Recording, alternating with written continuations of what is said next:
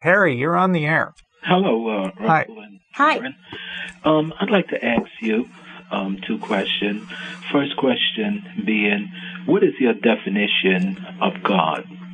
What is God to you?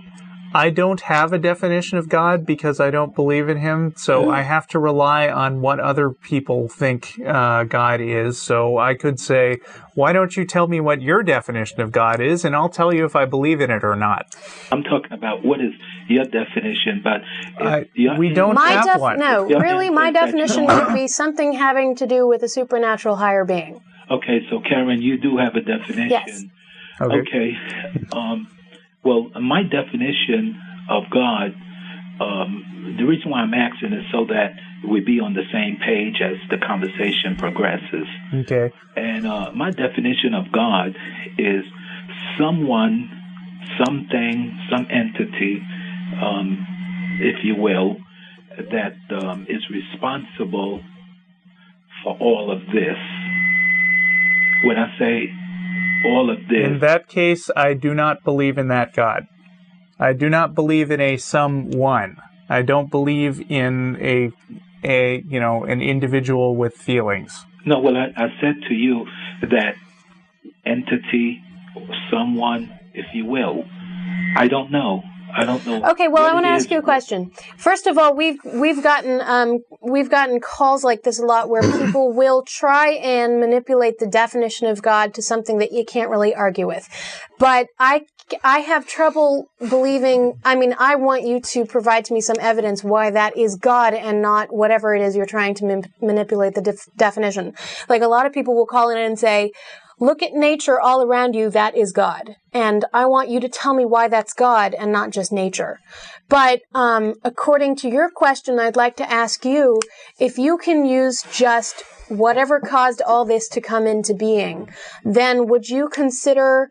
Well, he said physics? someone, which no, means he you said can't someone or something. Oh, something. He said someone or something or some event. So can physics be God? I'm making it broad. I'm making the definition broad. Right. I'm not tying it down to an individual or to a peanut. Do you believe that it has anything to do with supernatural powers?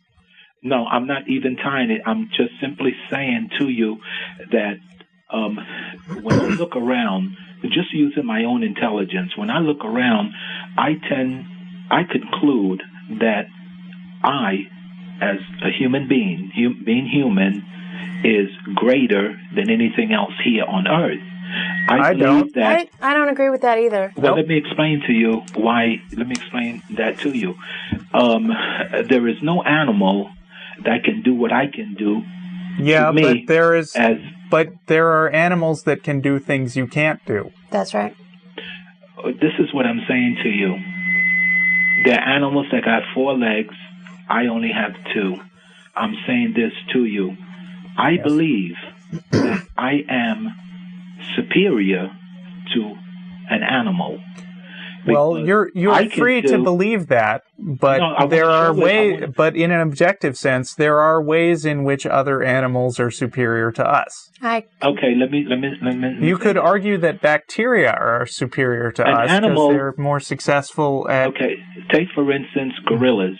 Yes. Gorillas can't operate on each other and remove an infected liver.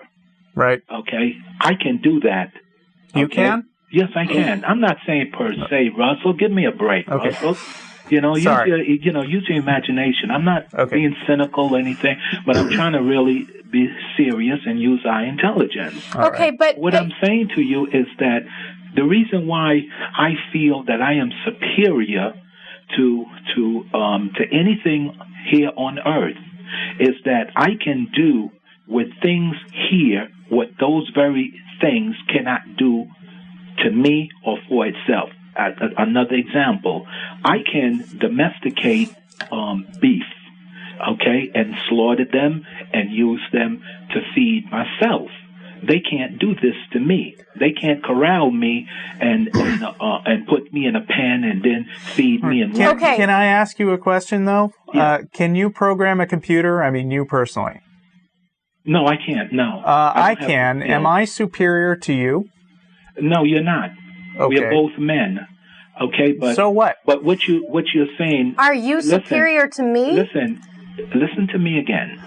I said as a human being. Okay, wait. Can I just interject something here? Sure, really? Karen, sure. I understand the point that you're making, that you feel that we're superior to other forms of life because we can do things that they can't do. I understand the point that you're making, and I respect it. I don't agree with it. Okay. I don't agree that because I can do things other creatures can't do makes me better than them. I feel that we are all... I didn't say better. Please let me finish. Yes, I'm sorry. I feel that we are all part of this earth, that we all share this earth, that we all have the different purposes that we serve. And I don't mean that I believe that cows are here to serve our purpose of needing to be fed meat. But I don't think that because I can send my grandmother an email over the computer makes me better than a species, let's say pigs, who have never been known in the entire history of their existence to cause mass destruction on the basis of their personal belief system. And I'm saying to you is that me as a human being having the ability to reason, to think that I am superior to any animal. Okay. You're free to think that, Karen, but we're going to have to, we're going to have to continue this discussion off the air, so you can feel free to email us at tv@atheist-community.org. It's not that we don't want to talk about this, it's just that we've got 10 minutes left in the show and a lot of other callers to get to. And I do feel that you've made your point and we've acknowledged it, and we can agree to disagree on that. By the way, as a public service announcement, if you're a young person and you've been touched by a minister, call the police.